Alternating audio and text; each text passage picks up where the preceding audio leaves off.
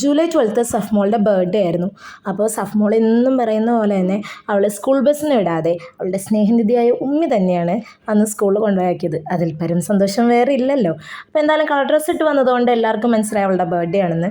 അപ്പോൾ നേരത്തെ കൊണ്ടുപോയ മിഠായിയൊക്കെ കുട്ടികൾക്കൊക്കെ ഷെയർ ചെയ്ത് കൊടുക്കുകയാണ്. 2 മിഠായി വീതം എല്ലാവർക്കും കൊടുത്തു. LKG മുതലേ അത് ശീലിച്ചുകൊണ്ട് ഒരു തപ്പലും ഇല്ലാതെ കറക്റ്റായിട്ട് അവൾ കൊടുത്തു. ഇത്തവണ സഫ്മോളുടെ ബർത്ത്ഡേക്ക് ഒരു സ്പെഷ്യൽ സർപ്രൈസാണ് ഞങ്ങൾ ഒരുക്കിയിരിക്കുന്നത്. കേക്ക് കട്ടിങ്ങും കാര്യങ്ങളൊന്നും ഇല്ലാതെ ഒരു എന്താ പറയുക സിമ്പിളായിട്ടുള്ളൊരു ചടങ്ങ്.